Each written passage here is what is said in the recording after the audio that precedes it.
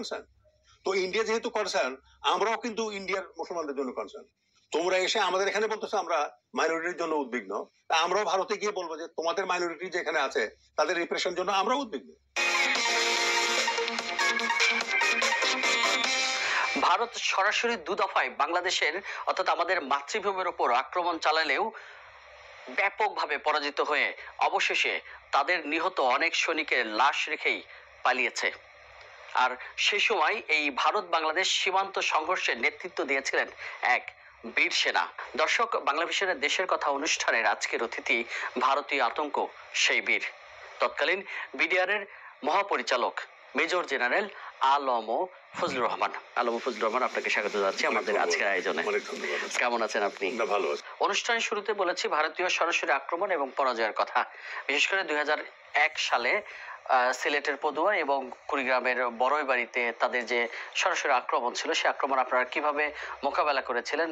আমরা যতদূর জানি যে তখন আপনার নেতৃত্বেই সে আক্রমণকে মোকাবেলা করা হয়েছিল এবং ব্যাপকভাবে তাদেরকে পরাজিত করা হয়েছিল। তো সেই গল্প, সেই বীরত্বের গল্প আজকে আপনার মুখ থেকে শুনতে চাই। অ্যাকচুয়ালি এটা আপনার শুরু তো হয়েছে আগেই, একটু সময় নিয়ে আমি বলবো।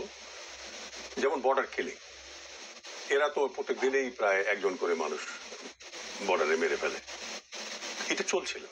তো আমি যখন বিডিআর এর টেক ওভার করলাম, মানে 2000 সালে, 99 সালে, 1999 সালে আপনি টেক ওভার করেছিলেন ফেব্রুয়ারি মাসে।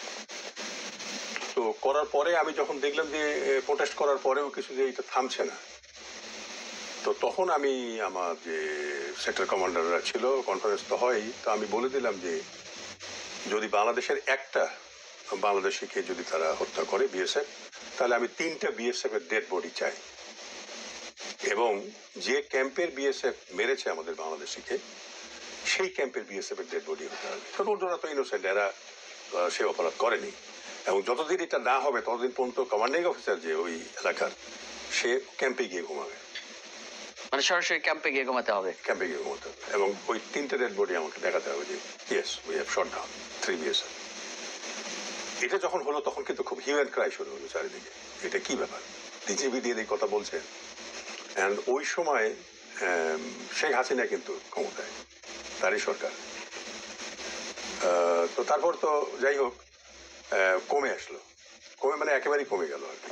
স্যার, ঘোষণার পরপরই কমে আসলো নাকি না এটার বাস্তবায়নও ঘটেছিল? মানে বাস্তবায়ন 2-1টা জায়গায় যখন গোলাগুলি হলো, মারা গেল বিএসএফ টিএসএফ, মারা হয়ে গেল, তখনই কিন্তু এটা থেমে গেল বলা চলে, থেমে গেল। এটা চলছিল এভাবে। তারপর তো আপনার পদুয়া নামে একটা সিলেটের পদুয়া, তো ওটা হলো যে আপনার, আমি একটু বর্ণনা করে দিই এখানে। জি।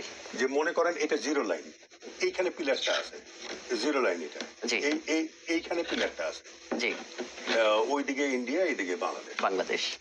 এর থেকে 150 গজ বাংলাদেশের দিকে, 150 গজ ভারতের দিকে। এই 300 গজ হলো নো ম্যানস ল্যান্ড, মানে কারোর ল্যান্ড এটা না, বাংলাদেশেরও না ভারতেরও না।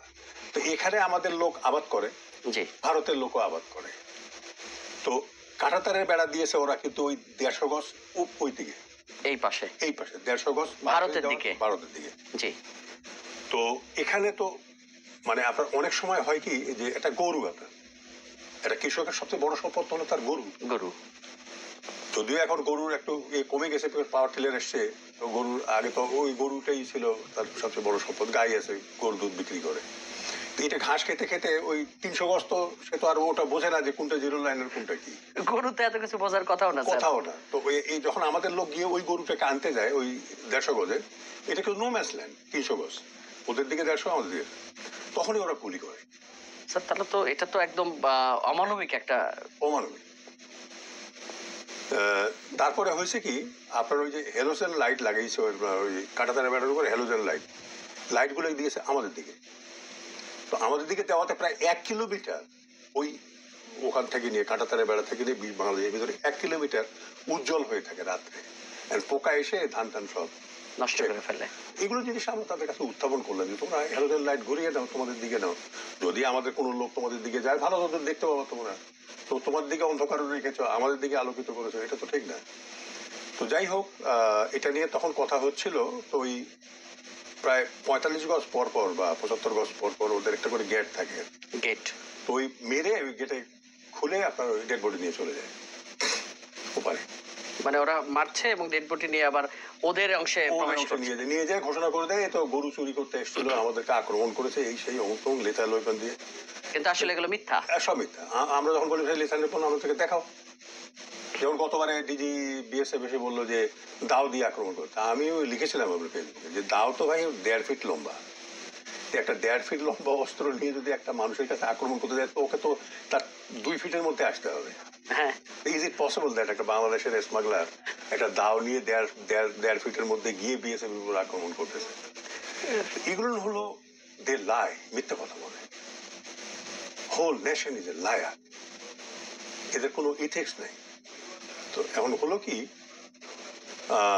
পদুয়াতে হলো এইটা হলো যে পিলার মনে করেন, মানে নোম্যান্স ল্যান্ডের পিলার। 150 গজ এদিকে, 150 গজ এদিকে, তার ভিতরে ছিল আমাদের বাংলাদেশের ভিতরে নোম্যান্স ল্যান্ড আরো অনেক ভিতরে, প্রায় 1.5 কিলোমিটার ভিতরে আমাদের পদুয়াতে ওখানে একটা ক্যাম্প ছিল মুক্তিযুদ্ধের সময়। তো যেহেতু ভারত তো ট্রেনিং দিয়েছে, আমরাও ট্রেনিং দিয়েছি, তো আমাদের ওখানে ক্যাম্প থেকে বাংলাদেশের ভিতরে অপারেশন চালানো হতো। এটা কি বিডিআর এর ক্যাম্প? না, মুক্তিযোদ্ধার ক্যাম্প। তো বিজয়ের পরে তো আমরা ওই ক্যাম্প ছেড়ে চলে আসছি, ভিতরে বাংলাদেশের ভিতরে চলে আসছি আমরা। তখন ওই বিজয় উল্লাসে মানুষ আর ওইটা আর খেয়াল করেনি, ওরা দখল করে বসে আছে। বাংলাদেশের লোককে বের করে দিয়ে ওখানে খাসিয়াদের নিয়ে এসে ওটা ডেমোগ্রাফিক চেঞ্জ করে ফেলছে। তার মানে প্রায় আরো 1 কিলোমিটার জায়গা তারা নিজেদের দখলে নিয়ে নিচ্ছে। তো এরপরে আমি ডিজি বিডিআর হয়ে যাওয়ার পরে আপনার 2001 সালে, আমি তো 99-তে নিলাম ওইটা, তারপর 2001 সাল আসলো। তো ওরা করেছে কি, ওখান থেকে পশ্চিম দিকে প্রায় 1.5 কিলোমিটার, 10.5 কিলোমিটার ওদের একটা ক্যাম্প। ওই জায়গাগুলো পাহাড়ি জায়গা, তো কাছাকাছি ক্যাম্প নাই, দূরে। ওখান থেকে তারা রাস্তা আমাদের উপর দিয়ে তৈরি করে, দেখেন নোম্যান্স ল্যান্ডের উপর দিয়ে তৈরি করে এই ক্যাম্পটাকে কানেক্ট করতেছে। তারপরে এই জায়গাগুলোকে স্থায়ীকরণ করে নেয়, স্থায়ীকরণ করার জন্য। আর ওদের ওখান থেকে তো ডাউকি হয়ে উত্তর দিকে তো কানেকশন আছেই। তো আমরা তখন ওদেরকে বলা শুরু করলাম যে তোমরা এটা বন্ধ করো, কিছুতেই বন্ধ করো না। তো আমি তো ওই সময় স্বরাষ্ট্রমন্ত্রী ছিলেন নাসিম সাহেব, ক্যাপ্টেন মনসুর আলীর ছেলে।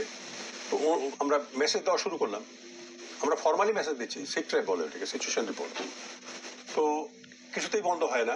4.5 কিলোমিটার তারা রাস্তা অলরেডি করে ফেলে, কাঁচা রাস্তা, এরপর তা পার করবে। তো তখন আমি আমার কমান্ডারকে দিয়ে নিয়ে বসলাম যে গভর্নমেন্ট থেকে তো কোনো নির্দেশ আসছে না, কোনো উত্তরও দিচ্ছে না, তা আমি কি করতে পারি, আমার কি পাওয়ারের মধ্যে কি আছে। তো আমরা গিয়ে দেখলাম যে আমাকে সরকার থেকে যে পাওয়ার দেওয়া হয়েছে সেটা হলো বাংলাদেশের স্বাধীন যে কোনো স্থানে আমি 3টা টেম্পোরারি ক্যাম্প তৈরি করতে পারি। তো আমি ওদেরকে বললাম যে ঠিক আছে, 15-16 রাত নির্দিষ্ট করা হলো যে ওই দিন আমরা 200-র মতো ফোর্স মুভ করে দেবো। মানে 15-16, মানে এপ্রিলের মাসের 15-16 তারিখে মুভ করে দেবো, দিয়ে একটা ক্যাম্প বাংলাদেশের দিকে আর 2টা ক্যাম্প হলো ইন্ডিয়ার দিকে, করে ক্যাম্পটাকে আমরা সারাউন্ড করে। তো ওইটা তো আমি একটা টেম্পোরারি ক্যাম্প।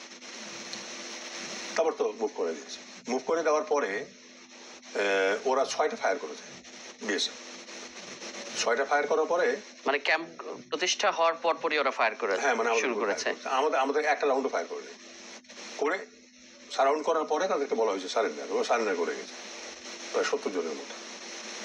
তারপর তো খবর সঙ্গে সঙ্গে চলে গেছে না, একবারে ওদের হেডকোয়ার্টার, একবারে দিল্লি সব চারিদিকে, ওখানে সাবরুমে আছে, এই আছে সেই আছে, ওখানে আইজি বিএসএফ আছে ওখানে। তারপর তো পরের দিনে রাত্রে তো আর আসে নেই, পরের দিনে সকালে আমি বললাম যে একটা বাঁশ লাগিয়ে দাও ওই রাস্তার উপরে, এই জন্য যে আমাদের 3 বিঘা করিডোর যে আছে উপরে, তো 3 বিঘা করিডোরে ওরা করে কি, এই যে 3 বিঘা করিডোরটা হলো এই রাস্তাটা বাংলাদেশের ভিতর দিয়ে ইন্ডিয়ার উপর দিয়ে এসে আমাদের 3 বিঘা করিডোর এসছে। আচ্ছা, তো ওই যে মানে 158 গজের মতো আর কি, মানে প্রায় আমাদের আর কি, এই জায়গাটা তারা পারপেচুয়াল লিজ দিয়েছে আমাদেরকে ফর ইটারনিটি। এবং ওদের রেসিডুয়াল সভরেন্টি আছে, রেসিডুয়াল মানে নামে মাত্র একটা সভরেন্টি তাদের আছে। কিন্তু এই রাস্তার উপর দিয়ে এই রাস্তার উপর দিয়ে আবার শিলিগুড়িতে তাদের রাস্তা কানেক্ট করে, এইখানে আমাদের রাস্তার উপরে ক্রসিং হচ্ছে। তো ওদের লোক 24 আওয়ার যাওয়া আসা করতেছে, আর ওরা এই দিকে একটা গেট বানিয়েছে, ওইখানে একটা গেট বানিয়েছে। তা আমাদের লোক যখন 3 বিঘা করিডোর থেকে মেইন ল্যান্ডে আসতে চায় তখন গেট বন্ধ থাকে, 1 ঘন্টা দাঁড় করে রাখে তাদের, তারপরে গেট খোলে। আর সন্ধ্যা 7টায় গেট কিন্তু বন্ধ করে দেয়। বন্ধ করে দেয়। লোক মরে গেলেও আর বের হওয়ার সুযোগ নাই। আর প্রায় 10টা না 11টা ক্যাম্প দিয়ে ওই জায়গাটা ঘেরাও করে বিএসএফ, মানে একটা ছোট্ট ইউনিয়ন, সেখানে প্রায় 10-12টা ক্যাম্প বিএসএফ ক্যাম্প দিয়ে ঘেরাও করে। তা আমি ওদেরকে বলেছিলাম যে why do you have so many camps around a small place? ওখানে তো ক্রিমিনালরা বাস করে না, আমাদের লোকেই আছে রে ভাই। তো তোমরাই রেসিডুয়াল সভারেন্টি দিয়ে আমাদেরকে পারপেচুয়াল লিজ দিয়েছো, তো তোমরা ওখানে ওই গেট বানিয়েছো কেন? আর ওই ওখানে 10-12টা ক্যাম্প দিয়ে আমাদের ওই জায়গাটাকে ঘেরাও করে রেখেছো বা কেন? This is not a friendly gesture. Excellency you know, মানে কোনো সদুত্তর নেই তাদের কাছে। তারপরে হলো কি, তোমরা এই 1 ঘন্টা করে আমাদের লোককে দাঁড় করে রাখো, তো খুলে রাখো। তোমাদের লোক 24 আওয়ার যাচ্ছে শিলিগুড়িতে আমাদের রাস্তার উপর দিয়ে, 78 গজ তো এটা তো আমাদের রাস্তা, তারপরে গিয়ে যাচ্ছে এরকম তো। তো তারপর তো আমি দিল্লিতে গেলাম। দিল্লিতে যাওয়ার পরে আমি ওদেরকে বললাম যে এরকম তোমরা এটা খুলে দাও, 24 আওয়ার্স খুলে দাও, লোকজন যাওয়া আসা করবে। আর তোমাদের লোক 24 আওয়ার যাওয়া আসা করতেছে, আর আমাদের লোককে তোমরা আটকে রাখতেছো। তো ওইটার জন্য আমি বলছিলাম যে একটা বাঁশ লাগাও, ওরা যখন আসবে দেখার জন্য সোলজারদেরকে, ওদের বলতে 1 ঘন্টা দাঁড়াতে হবে না। যদি জিজ্ঞাসা করো ভাই, বললো ওই 3 বিঘে করে তোমরা ওদের লোককে 1 ঘন্টা করে দাঁড়ায় রাখো। এইটা হলো সেটার শাস্তি। হ্যাঁ, তো করে ফেলছে এগুলো। পরের দিনে সকালে আসছে ওদের আইজি, বলছে যে 1 ঘন্টা আপনাকে দাঁড়ায় থাকতে হবে, তারপরে যাইতে হবে। We gave the access to see the troops. এবং ওটা সে সময় বাস্তবায়ন হয়েছে যে আসলে 1 ঘন্টা তারা দাঁড়িয়েছিল ওখানে, দাঁড়িয়েছিল। এখনো বাস্তবায়ন হয়েছে।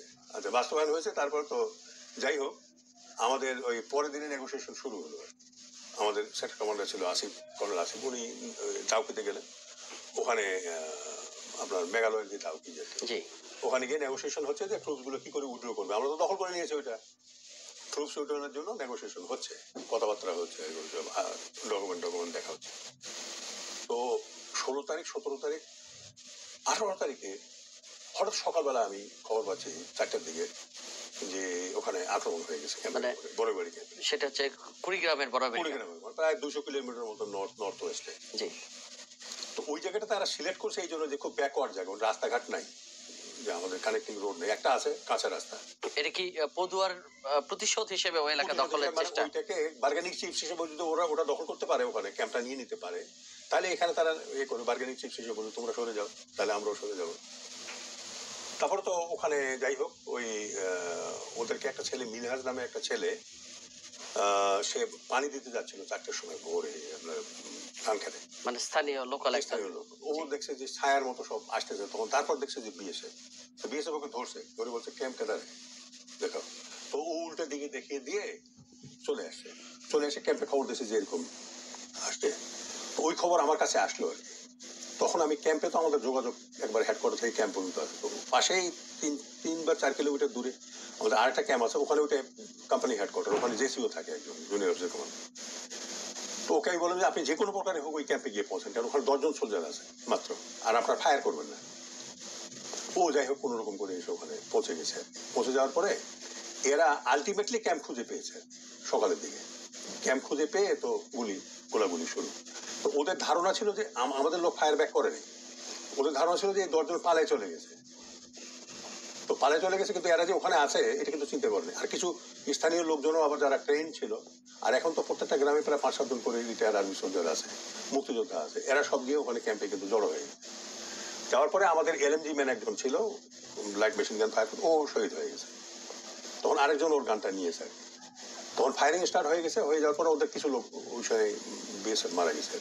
আর এইদিকে আমি হেডকোয়ার্টার থেকে 1 ব্যাটালিয়ন মুভ করে দিলাম, তারপরে আপনার ময়মনসিং থেকে মুভ করলাম, তারপরে নেত্রকোনার থেকে মুভ করে দিলাম, ওখানে কারণ সাহিবজামান ছিল। তারপর তো যাই হোক, এরা 10টা 10:30টার দিকে পৌঁছে গেছে ওখানে। এত তাড়াতাড়ি পৌঁছাবে এটা আমি আশা করিনি। তো ওরা দিনের বেলা পেয়ে গেছে আগে ওই ইন্ডিয়ান সোলজারদের। ওরা 1 ব্যাটালিয়ন ছিল, প্রায় 800-র মতো, 800 থেকে 1000-এর মতো। এরা কি সবাই বিএসএফ নাকি? এরা আর্মি ছিল।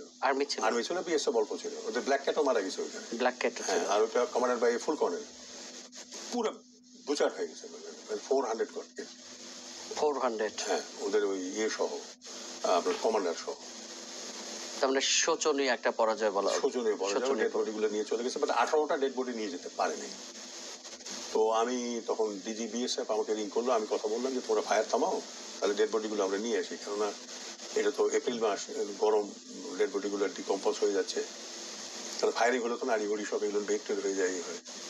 তো আমরা ময়মনসিং পাঠাবো ওখানে অটোপসি করার জন্য, ওটা করে হলে তারপরে আমরা তোমাদেরকে হ্যান্ড ওভার করে দেবো।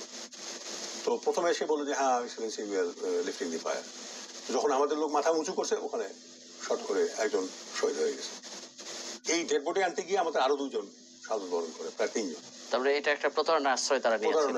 তারপর তো আমি তো I was very tough, either you stop or will kill all of your men. যাই হোক, তারপর তো ফায়ার লিফট হলো, আমাদের ওই ডেড বডিগুলো আমরা নিয়ে আসলাম, রংপুরে পাঠালাম, ওগুলো পোস্টমর্টম করে অটোপসি করে পরে ডেড বডিগুলো আমরা দিয়েছি। এবং আমাদের ইন্টেলিজেন্স লোক ওপারে ছিল, ওরা বললো যে ওরা ডেড বডিগুলো ট্র্যাকে করে নিয়ে গেছে ওপারে, প্রায় 400-র মতো। ওগুলোকে তারা কিন্তু ডেড বডিগুলো হ্যান্ড ওভার করেন এই পরিবারের কাছে, করলে তো ওখানে মানে মহা গন্ডগোল লেগে যেত।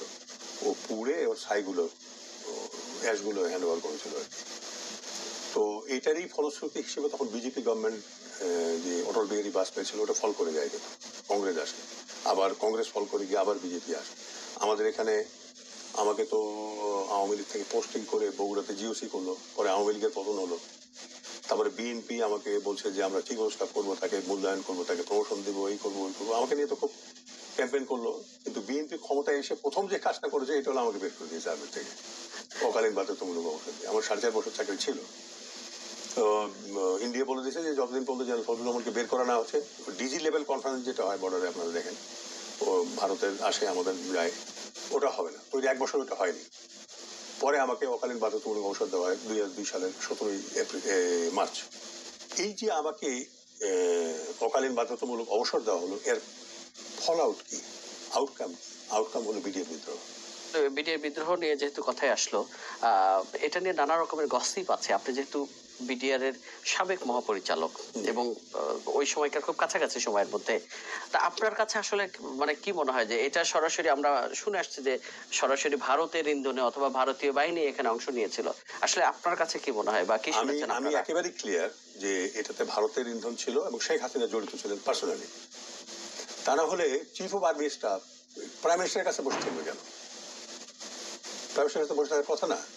কথা হলো সেকশন 31 যে ম্যানুয়াল অফ মিলিটারি ল, সেখানে বলা আছে যে যদি বিদ্রোহ হয় এটা চিফ অফ স্টাফের দায়িত্ব, কাউকে কিছু ইনফর্ম করারও দরকার নেই, উনি ফোর্স পাঠাবেন, বিদ্রোহ দমন হবে। তো বিডিআর যে বিদ্রোহটা হয়েছিল, আর্মি 8 ঘন্টা লাগবে এটাকে দমন করতে, কিন্তু সেটা উনি করেননি। উল্টা এতগুলো অফিসারকে নির্মম ভাবে 2 দিন ধরে। এবং শেখ হাসিনা বলছে যে আমি দেখছি, আমি করব। তো এটার সঙ্গে শেখ হাসিনা নিজে জড়িত এবং ইন্ডিয়া জড়িত। আমি যদি আরো কিছুদিন আর্মিতে থাকতে পারতাম, তাহলে কিন্তু এই বিদ্রোহটা হয়তো এড়ানো যেত। আমরা একদম শেষের দিকে এসেছি, আপনার কাছে জানতে চাইবো যে আমরা কোন দিকে যাচ্ছি। সব রাজনৈতিক দল এসে একসঙ্গে হয়েছে। দেখেন, ঠিকই ইন্ডিয়ার পররাষ্ট্র সেক্রেটারি বিক্রম মিশ্রি এসে কিন্তু উপস্থিত হয়ে গেছে, বলে আমরা চাই, ভালো রিলেশন চাই, বাংলাদেশের সঙ্গে চাই, বাংলাদেশের ভালো রিলেশন চাই। কিন্তু তারপরও তো তারা তাদের উস্কানি থেমে নেই। তারা বলেছে যে আমরা উদ্বিগ্ন। তো ওইটা আমাদেরকেও কিন্তু সেম রাইট দেয় যে আমরাও তোমাদের ওখানকার যে মাইনরিটি রিপ্রেশন হচ্ছে সেটার জন্য আমরাও উদ্বিগ্ন। কাজে এখন চোখে চোখ রেখে কথা বলতে হবে। তোমরা এসে আমাদের এখানে বলতেছো আমরা মাইনরিটির জন্য উদ্বিগ্ন, তা আমরাও ভারতে গিয়ে বলবো যে তোমাদের মাইনরিটি যেখানে আছে তাদের রিপ্রেশন জন্য আমরাও উদ্বিগ্ন। আমরা বর্ডারে গিয়ে বলবো এহতেজাজি মুজাহিরা করবো যে আমাদেরকে জ্যাক দিত, তারা যেমন করছে। So doctor Yunus is doing right thing, I salute him, যে উনি ভারতের মুখের উপর দাঁড়িয়ে বলতে পেরেছেন যে তোমাদের ওখানে তো হচ্ছে, তোমরা আমাদের এখানে। আর ভাই, হিন্দুরা কি ভারতের কি মানে সন্তান যে আমাদেরকে লিস্ট দিছে, দত্তক দিয়েছে, যে তারা দেশ উঠবে? না, তারা বাংলাদেশের সন্তান, তারা বাংলাদেশের সন্তান। Why India should be concern? তো ইন্ডিয়া যেহেতু কনসার্ন, আমরাও কিন্তু ইন্ডিয়ার মুসলমানদের জন্য কনসার্ন। দরকার হলে আমরা সেখানে যাবো, ইউ উইল প্রোটেক্ট দেম। এই জিনিসগুলো তো ভারতেই করতেছে, আমরা তো করিনি, করতেছে তো ভারতেই। এখন ভারতকে উচিত শিক্ষা দেওয়া হয়েছে ইতিমধ্যে। Bharat is defeated for ever বাংলাদেশের কাছে। আপনি তো তার নিজেই জ্বলন্ত সাক্ষী এবং আপনি নেতৃত্বদাতা। জি, সম্মুখ সমরে তাদেরকে পরাজিত করেছেন। বাংলাদেশকে নিয়ে এত মাথা ব্যথা এবং বাংলাদেশকে নানাভাবে উস্কাচ্ছে, তা এইটাকে আপনি কিভাবে দেখছেন? যে শোনেন, আসলে আমি বলি আপনাকে, ভারতের বাংলাদেশ সম্বন্ধে মিথ্যাচার করে তারা। এই পুরো জাতি যে এই নেহেরু একটা কয়েকটা বই না দ্য ডিসকভারি অফ ইন্ডিয়া, এর সবগুলো আমি কিন্তু পড়েছি লাইন বাই লাইন। তো ওইটারে হিন্দি অনুবাদ হলো ভারত এক খোঁজ। ভারত এক খোঁজ, ভারত একটি খোঁজ।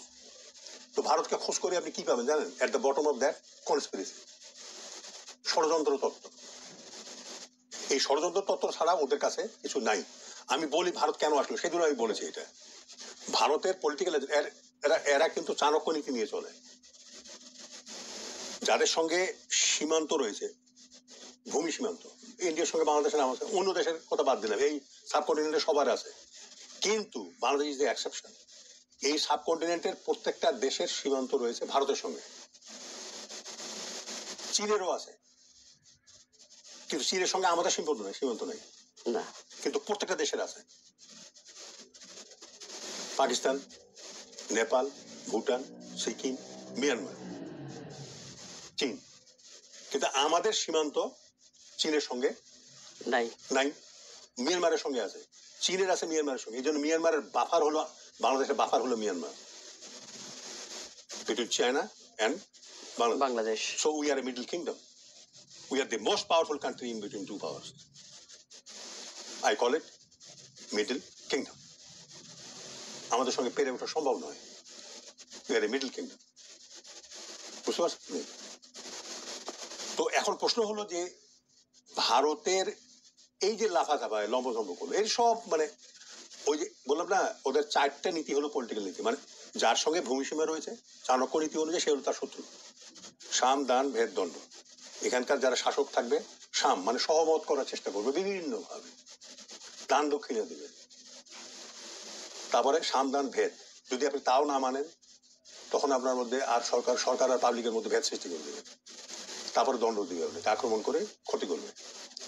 এখন প্রশ্ন হলো এখানে আপোষ কই? আসলে আপোষ কই? এখানে আপোষ তো নাই। এই জন্য ভারতের সঙ্গে সম্পর্কে কোনো আপোষ নাই। তাহলে এখন যে বলবে ভারতের সঙ্গে আমাদের বন্ধুত্ব হবে, he is living in a fools paradise. He is living in a fools paradise.